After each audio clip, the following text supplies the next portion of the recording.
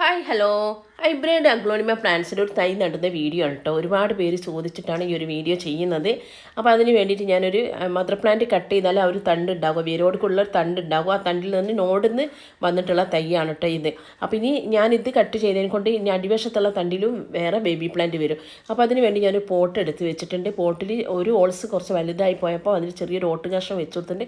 പിന്നെ എൻ്റെ സാഫ് തീർന്ന് അടുത്ത സാഫ് പൊട്ടിക്കാനുള്ള സമയമായപ്പോൾ ആ സാഫും കൂടി എടുക്കുന്നുണ്ട്. പിന്നെ ഞാൻ എടുത്തിട്ടുള്ളത് നമ്മുടെ ബാസാക്കോട്ട ഫെർട്ടിലൈസറാണ്. കാരണം പിന്നെ ഇത് നട്ട് കൊടുക്കുമ്പോൾ തന്നെ ചാണകപ്പൊടി ഇട്ട് കൊടുത്തിട്ട് ഇനിയിപ്പോൾ ചെടി കേടാവണ്ടെന്ന് വിചാരിച്ചിട്ടാണ് ഞാൻ ബാസാക്കോട്ട ഫെർട്ടിലൈസർ നല്ലൊരു വളമാണ്. അഗ്ലോണിമ പ്ലാന്റ്സിനൊക്കെ ബെസ്റ്റ് വളമാണ്. ഒരു സ്ലോ റിലീസ് ഫെർട്ടിലൈസറും കൂടിയാണ്. നേഴ്സറിക്കാരൊരു സീക്രട്ട് വളമാണ് കേട്ടോ.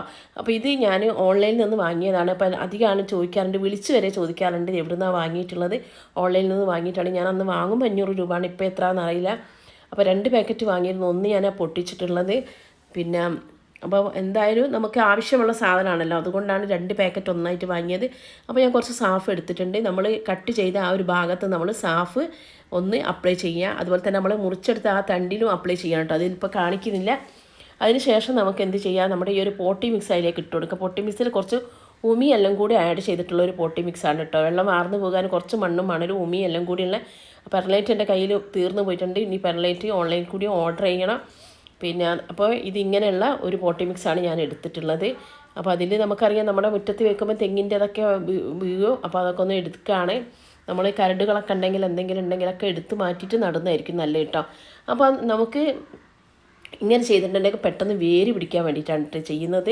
അപ്പോൾ ഞാൻ ചെയ്ത് കൊടുത്തതിലേക്ക് ഞാൻ ഇനിയിപ്പോൾ കുറച്ച് നമ്മുടെ ചട്ടിയുടെ വലുപ്പത്തിനനുസരിച്ചിട്ട് നമ്മൾ കുറച്ചൊരു ബാസാക്കോട്ട ഫെർട്ടിലൈസറും കൂടി ആഡ് ചെയ്യുന്നുണ്ട് കേട്ടോ. അപ്പോൾ സാഫ് പൊട്ടിച്ചതിൻ്റെ ആ കവറാണ് ഇതിൽ വീണിട്ടുള്ളത്.